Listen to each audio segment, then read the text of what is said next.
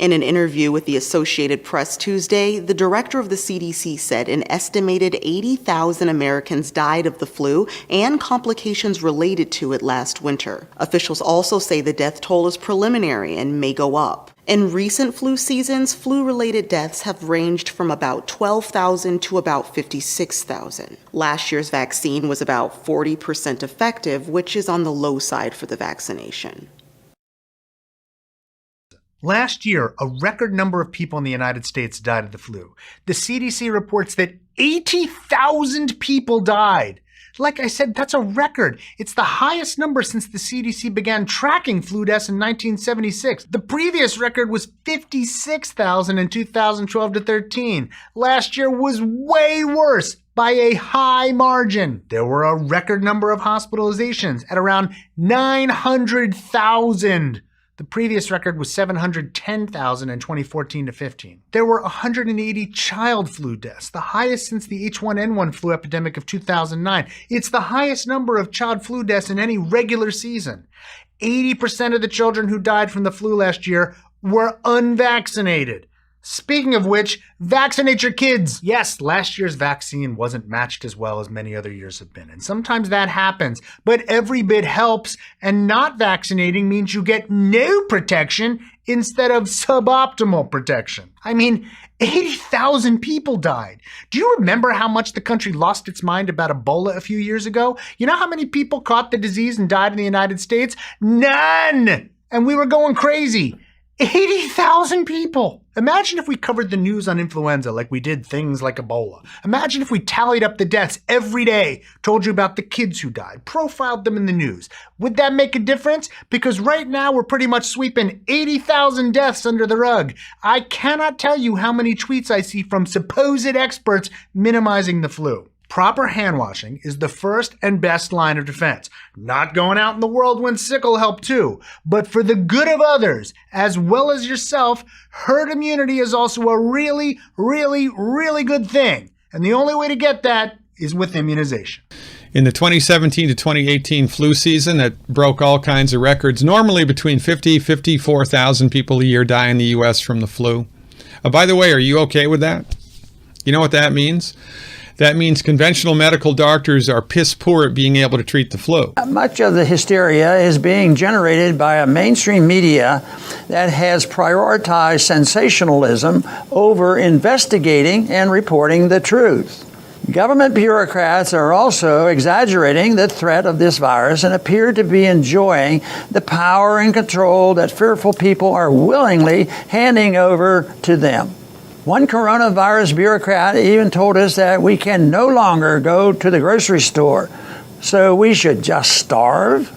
It is certainly possible to believe that this virus can be dangerous while at the same time pointing out that radical steps are being taken in our society, stay-at-home orders, introduction of de facto martial law, etc., with very little knowledge of just how deadly is this disease. On March 24th, the CDC issued an alert stating that doctors should classify probable COVID-19 or likely COVID-19 as COVID-19 deaths. Perhaps that explains the screening drop-off of pneumonia deaths this year and the simultaneous spike in COVID-19 deaths, as some researchers have reported. The CDC reported last week that at present in the United States, any death of a COVID-19 patient, no matter what the physician believes to be the direct cause, is counted for public reporting as COVID-19 deaths. Does that sound like a scientifically sound way of determining how deadly COVID-19 really is? What is most dangerous is that although this virus will eventually disappear, the assault on our civil liberties is not likely to be reversed. From this point on, whenever local officials, county officials, state governors, or federal bureaucrats decide there is sufficient reason to suspend the Constitution, they will not hesitate to do so. Anyone who challenges the suspension of the Constitution for our own good will be labeled unpatriotic and perhaps even reported to the authorities. We have already seen hotlines springing up across the country for Americans to report other Americans who dare venture outside to enjoy the sun and build up their vitamin D protection against coronavirus. The government is justified in canceling the Constitution, we are told, because we are in an emergency situation caused by the COVID-19 virus. But do people forget that the Constitution itself was written and adopted when we were in an emergency situation? Did the framers of the Constitution fail to add an 11th Amendment to the Bill of Rights saying, oh, by the way, none of this counts if we get sick? Of course not. Those who wrote our Constitution understood that these rights are not granted by the government, but rather by our Creator. Thus, it was never a question as to when or under what conditions they could be suspended. The government had no authority to suspend them at all because it did not grant them in the first place. Our country is far less at risk from the coronavirus than it is from the thousands of small and large authoritarians who have suddenly flexed their muscles across the country. President Trump would do well to end this ridiculous shutdown so that Americans can get on with their lives and get back to work.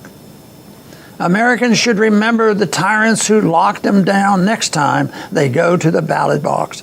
Let's demand an end to the shutdown so we can resurrect our economy, our lives, and our liberties. Thanks for listening.